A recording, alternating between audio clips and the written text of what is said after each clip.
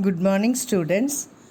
Today we will continue with Chapter 9, The Problems of Force and Laws of Motion. In today's session, we will do the exercises from page 129, that is question 15 to question 18. We will also do the additional exercises from page 130, that is question A1 to question A3. Question 15. An object of mass 1 kg traveling in a straight line with a velocity of 10 meter per second collides with and sticks to a stationary wooden block of mass 5 kgs. Then they both move off together in the same straight line. Calculate the total momentum just before the impact and just after the impact. Also, calculate the velocity of the combined objects. First of all, given here are the mass of the object m1 equal to 1 kg and the velocity of the first object v1 equals 10 meters per second. So we calculate the momentum of object as m1 into v1. Substituting the values, we get 1 into 10 kg meter per second. So the momentum equals 10 kg meter per second. Now the mass of the wooden block m2 equal to 5 kg and the velocity of the wooden block v2 equal to 0. Please note here the velocity v2 is 0 because the wooden block is stationary. So the momentum of the wooden block is equal to m2 into v2.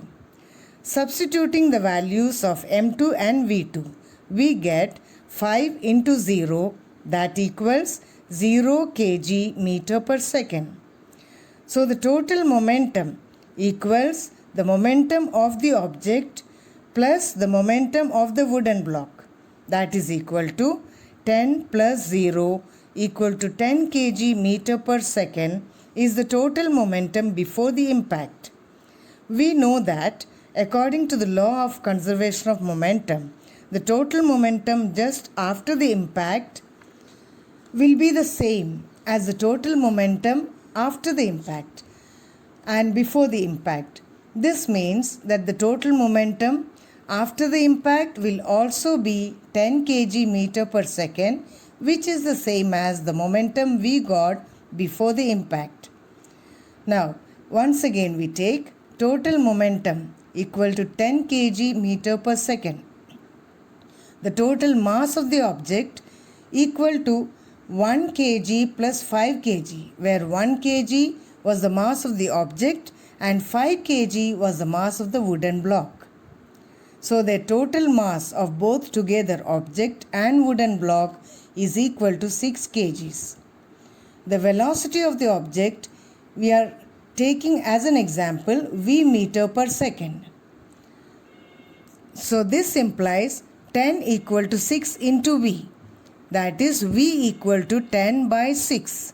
Therefore, the combined velocity v is found by 1.67 meter per second. Question 16. An object of mass 100 kg is accelerated uniformly from a velocity of 5 meter per second to 8 meter per second in time 6 seconds. Calculate the initial and final momentum of the object. Also, find the magnitude of the force exerted on the object. In this question, we are supposed to find out 3 things: the initial momentum, the final momentum, and the force exerted on the object. First of all, to find initial momentum, we will take the product of mass and the initial velocity. So here the mass is 100 kg, initial velocity is 5 meter per second. Substituting the values, we get 500 kg meter per second. Next, to find the final momentum, again we take the formula mass into final velocity. We know that the object's velocity changed from 5 meter per second to 8 meter per second. That means the final velocity to be taken here is 8 meter per second. But the mass remains the same. So substituting the values, we get 100 into 8, that equals 800 kg meter per second. Now to find the force. Force is given by the formula change in momentum by the time taken. This equals 800 minus 500 by 6. That equals 300 by 6. That is equal to 50 newtons. Question 17. Akhtar, Kiran and Rahul were riding in a motor rear that was moving with a high velocity on an expressway when an insect hit the windshield and got stuck on the windscreen. Akhtar and Kiran started pondering over the situation. Kiran suggested that the insect suffered a greater change in momentum as compared to the change in momentum of the motor car, because the change in the velocity of the insect was much more than that of the motor car. Akhtar said that since the motor car was moving with a larger velocity, it exerted a large force on the insect, and as a result, the insect died.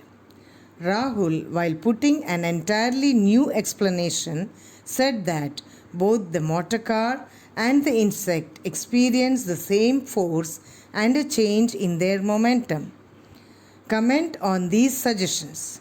Now let's see among all these three, Akhtar, Kiran and Rahul, among these three versions, which one is the correct? So coming to the first one. A.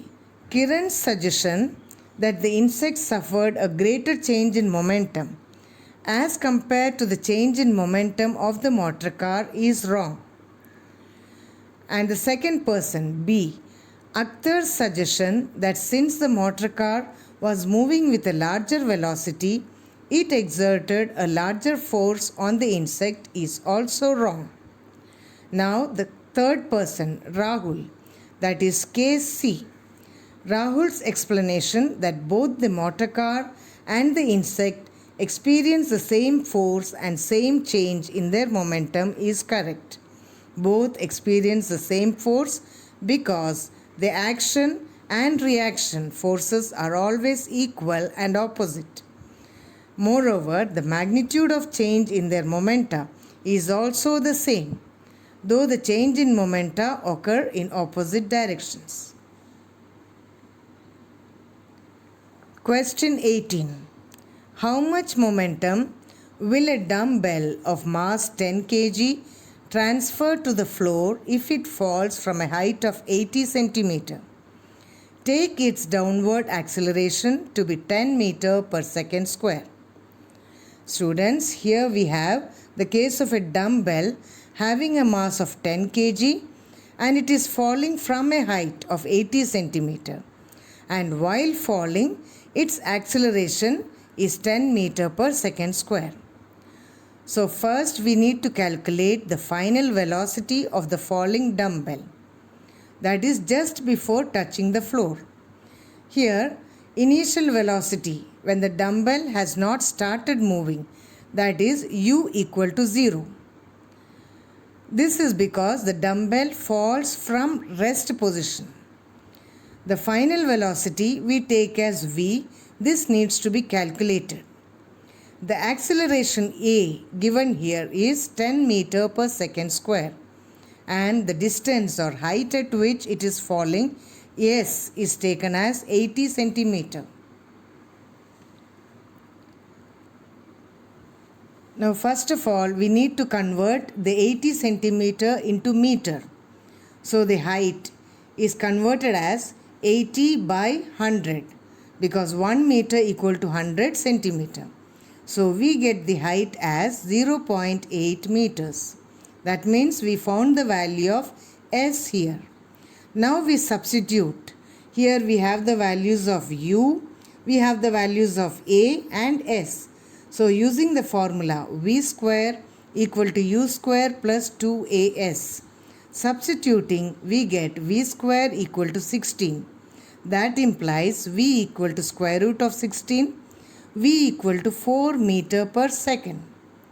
Now to find the momentum, it is easier. We know the mass and we just found the velocity.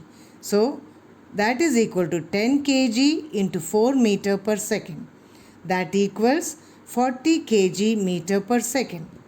Now if this is the momentum of the falling dumbbell, that means the moment it touches the floor, the momentum that is transferred to the floor will also be the same, and that is 40 kg meter per second.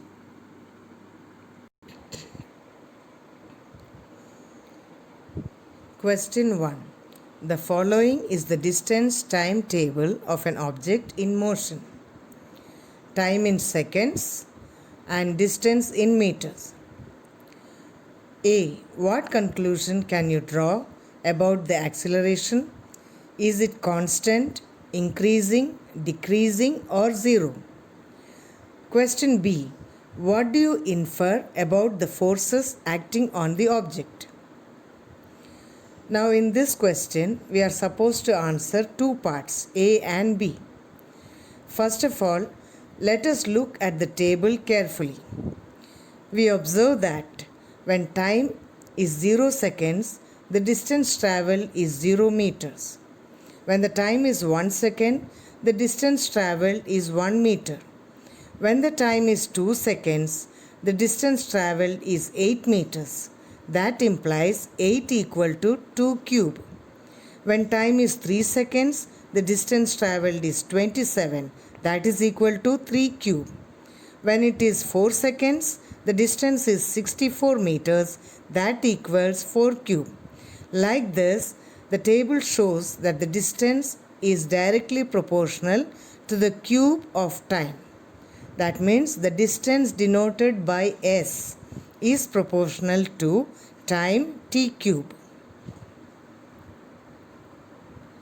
Now using this fact that distance is directly proportional to the cube of time, we will explain the question A, whether acceleration is constant, increasing, decreasing, or zero. The first case, suppose we consider S is proportional to t. The meaning of this is, as time changes, proportionately the distance is also changing. That means there is no change in velocity.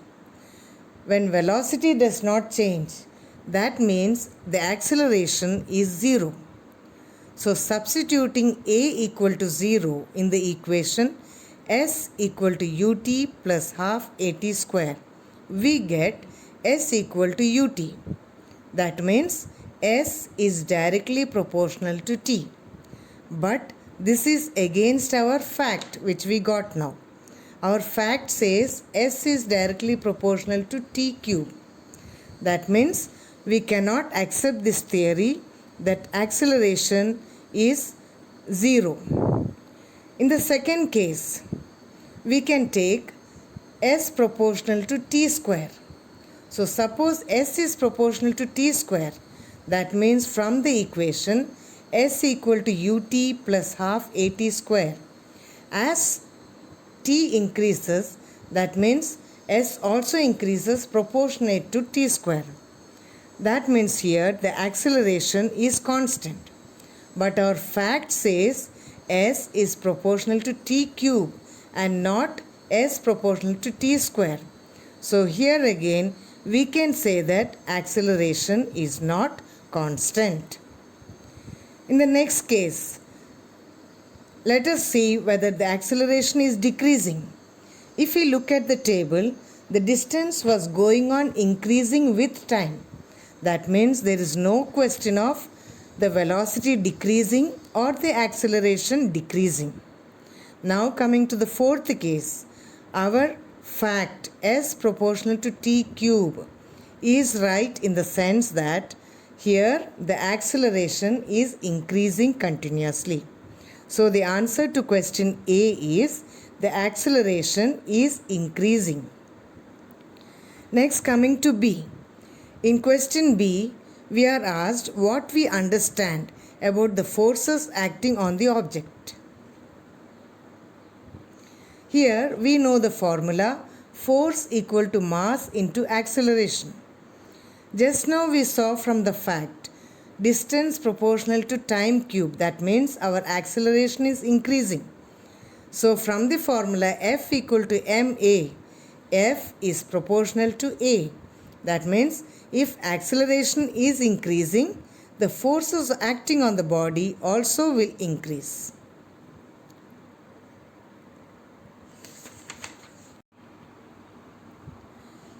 A2. Two persons managed to push a motor car of mass 1200 kgs at a uniform velocity along a level road. The same motor car can be pushed by three persons to produce an acceleration of 0.2 meter per second square. With what force does each person push the motor car? Assume that all persons push the motor car with the same muscular effort. Now here we have two cases. In the first case, two persons are pushing the motor car of mass 1200 kgs and the car moves with a uniform velocity. There is no change in velocity. That means it is not accelerated. In the second case, the same motor car is pushed by three persons this time. Now when three persons are pushing the motor car, the velocity changes and it gets accelerated to 0.2 meter per second square. Now finally, we are asked to find out what is the force with which each person pushes. So for this, first of all, let us assume that the force applied by each person is F. So in the first case, when two persons push the motor car, the total force applied will be F plus F equal to 2F. Now we have learnt in the chapter that when force is applied to push an object, an opposing force called the friction force also acts on the object. So here the friction force is between the motor car wheels and the road. So let us assume that friction force is small f. And here clearly in the question we find in the first case the car is moving with uniform velocity when two persons are pushing. That itself implies that the applied force 2F is equal to the friction force small f. That means the force of friction F is also equal to 2F here. That is why the velocity has not changed. Now in the third case, the force applied by three persons, F plus F plus F gives us the total force applied, that is equal to 3F. And we also observe that in the second case, when three persons push the car, the velocity is no more constant. It has got accelerated. That means surely the force that was applied is more than the frictional force. So here 3F is the force applied and the frictional force is small f. So to find the force that produced this acceleration, that is equal to the force applied minus the force due to friction. That is 3F minus small f. But just now in the previous case we found out that small f equal to 2 capital F. That is why the force that produced acceleration is taken as 3 capital F minus 2 capital F. That equals F. And this capital F is the force applied by each person. We need to find this now. Here we use the formula force equal to mass into acceleration. So force equal to m into A. We know the value of m, that is 1200 kgs, and the acceleration is 0.2 meter per second square. So substituting these two values, we get the value of F as 240 newtons.